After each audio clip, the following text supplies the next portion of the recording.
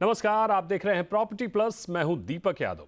नोएडा में bank builder गठजोड़ को लेकर सुप्रीम कोर्ट एक्शन मोड में है। हाल ही में एससी ने इसकी विस्तृत जांच के लिए सीबीआई से प्रस्ताव मांगा है। मामले की व्यापक और बारीकी से जांच के लिए एमएक्स क्यूरी की नियुक्ति की बात भी की है।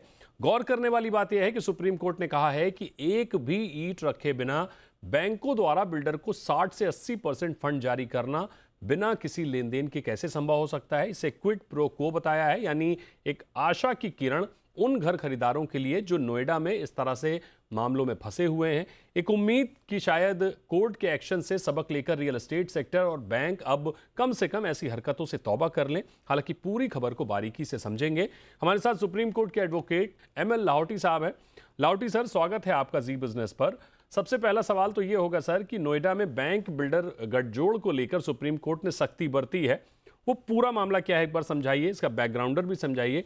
बैक टू बैक हमने कई मामलों में देखा सुप्रीम कोर्ट ने बैंक, रेरा, बिल्डर, यहां तक कि रियल एस्टेट के पूरे इकोसिस्टम पर सवाल उठाए। कैसे देखते हैं सर इसको? देखिए, ये पहली बात नहीं है कि सुप्रीम कोर्ट ने इस चीज़ का संज्ञान लिया है। हम लोगों ने आम्रपाली के अंदर ये प्रश्न उठाया था। आम्रपाली में 46,000 से ऊपर होम बायर्स थे।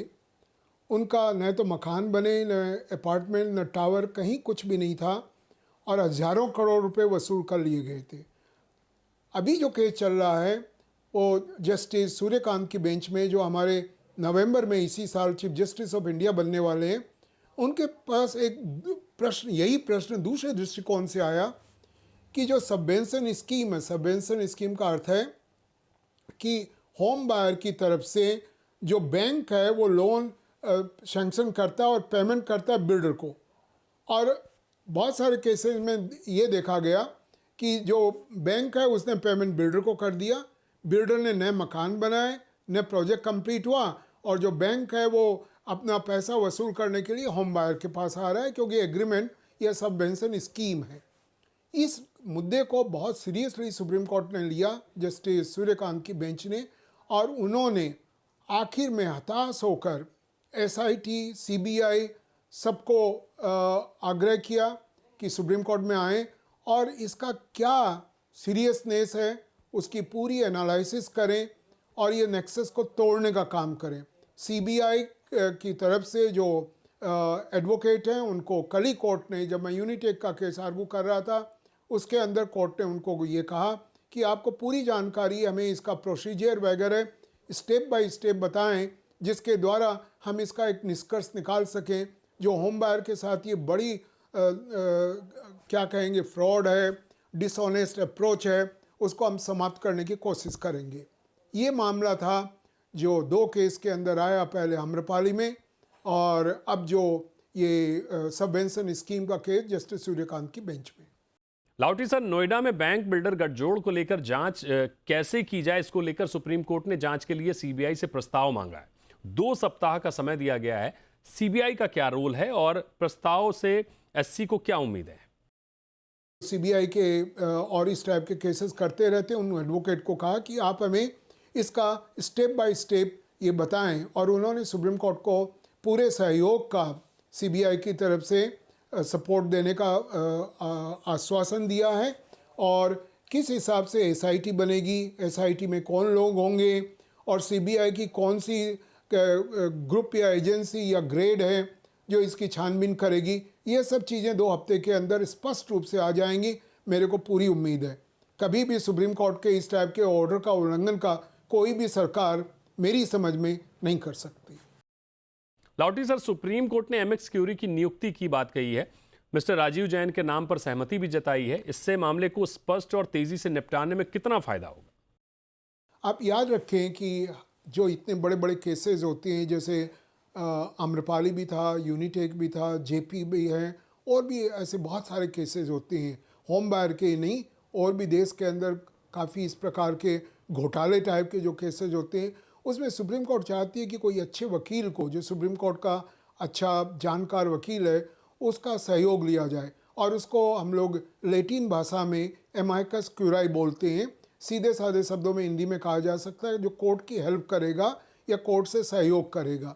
और इस केस के अंदर, जैसा कि मैंने अभी अभी कहा, जो मिस्टर जैन है, जो सीबीआई से काफ़ी अच्छी तरह परिचित हैं और सीबीआई के मामले में रहते हैं, उनको कोर्ट ने ये कहा है जो उनके लिए तकलीफ नहीं होगी, इनफॉर्मली या फॉर्मली वो इस चीज़ को आगे बढ़ा पाएंगे, इसलिए उनकी नियुक्ति सुप्रीम कोर्ट ने स्पेशली कल एमाइकस क्यूराई के रूप में की है। लावटी सर, सुप्रीम कोर्ट ने कहा है कि एक भी ईंट रखे बिना 60 से 80% फंड जारी किया गया। इसे क्विड प्रो को बताया गया है, यानी इस जांच का दायरा क्या काफी बड़ा हो सकता है? स्पष्ट है, जैसा कि मैं कह रहा हूं, होम बायर के केसेस शायद इस पूरे देश में सबसे ज़्यादा हमारी चैम्बर से होते हैं और हम दिन प्रतिदिन रात बिरात देखते रहते हैं होम बायर के फ्रस्ट्रेशन।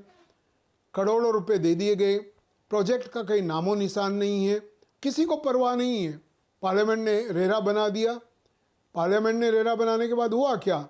जो स्टेट है, चाहे यूपी हो चाहे हरियाणा हो, इन्होंने इसको डाइल्यूट कर दिया रेगुलेशन बनाने में और रेरा को हम सब कोई टूथलेस टाइगर आज कहते हैं। नहीं तो रेरा का उद्देश्य क्या था? होम बायर को भटकना नहीं पड़े, लाखों रुपए जो वकीलों पर उनको खर्च करने पड़ते हैं वो नहीं करना पड़े और एक समाधान तुरंत मिले। किंतु रेरा का कहीं भी कोई भी न मान्यता है न उसका कोई इम्प्लीमेंटेशन है, खासकर यूपी और हरियाणा में जहाँ की सबसे ज़्यादा इस टाइप के केसेस होम बायर के हो रहे हैं। और इस परिस्थिति के अंदर सुप्रीम कोर्ट को विशेष रूप से दखल करके कोशिश सुप्रीम कोर्ट कर रहा है। आम्रपाली में आपने देखा सुप्रीम कोर्ट एनबीसीसी को लेके आए और करीबन 46,000 लोगों के आंसू सुप्रीम कोर्ट ने पहुंचने की कोशिश की है और मेरा मानना है कि इसी साल दिवाली या दिसंबर तक जो 46,000 होम बायर हैं उन सबको मकान मिल जाएगा। उसी प्रकार से आप सुपर टेक देखें, सुपर टेक में भी एनबीसीसी का कहीं ना कहीं रोल आ रहा है और सुपर टेक आम्रपाली से भी बड़ा प्रोजेक्ट है, करीबन उसमें 52-53,000 लोग हैं और भटक रहे हैं एनसीईआरटी, एनसीएलएटी में, हाई कोर्ट में, सुप्रीम कोर्ट में, और अप्रैल के अंदर ये केस आ रहा है। मेरे को पूरी उम्मीद है कि इस केस में भी सुप्रीम कोर्ट अच्छा संज्ञान लेगा और ये जो 52,000 होम बायर हैं इनका कोई ना कोई निर्णय सुप्रीम कोर्ट इस प्रकार से लेगा कि एनबीसीसी के माध्यम से इसको कंप्लीट कराया जा सके। जी बिल्कुल। अगर सीबीआई 2 हफ्तों में प्रस्ताव नहीं दे पाती है फिर क्या होगा सर? देखिए, प्रस्ताव तो पक्का आएगा, इसीलिए सुप्रीम कोर्ट ने मिस्टर जैन को एमाइकस क्यूराई अपॉइंट किया है। हाँ, प्रस्ताव आगे कितना उस 2 हफ्ते में चलेगा, उसके बाद क्योंकि एसआईटी नियुक्त होगी, एसआईटी की मॉनिटरिंग होगी। मेरा मानना है सुप्रीम कोर्ट 2 काम करेगा। सीबीआई की कौन सी टीम इसके लिए नियुक्त की गई है, एसआईटी में कौन कौन मेंबर होंगे, ये 2 हफ्ते में मेरा मानना है कि ये फाइनल हो जाएगा और उसके बाद या तो सुप्रीम कोर्ट खुद मॉनिटर करेगा या हो सकता है सुप्रीम कोर्ट कोई रिटायर्ड सुप्रीम कोर्ट के हमारे जो जज हैं, जैसे यूनिटेक में अपॉइंट किया गया, वैसे किसी को अपॉइंट करके उनके द्वारा मॉनिटर कराएगा। लावटी सर, घर खरीदारों के लिए आगे की राह कैसी देख रहे हैं आप?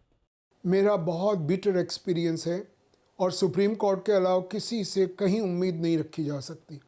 आपने एक त्रिकोण का जिक्र किया, मैं उसमें और एक जोड़ना चाहता हूँ। त्रिकोण था आपका बैंक, बिल्डर और अथॉरिटी, चौथा है पॉलिटिशियन। यदि पॉलिटिशियन चाहते तो ये परिस्थिति आज तक होती नहीं। जो प्रोजेक्ट मैं कर रहा हूँ, देख रहा हूँ होम बायर के, वो सब 2010 और 2012 के बीच के बुक कराए हुए हैं और अभी हम लोग 2025 में बैठे हुए हैं। कितने प्रोजेक्ट हैं, कितने लोग हैं जो सुप्रीम कोर्ट तक आने की हिम्मत करेंगे या उतना खर्चा जुटा पाएंगे या उतने ग्रुप बन पाएंगे?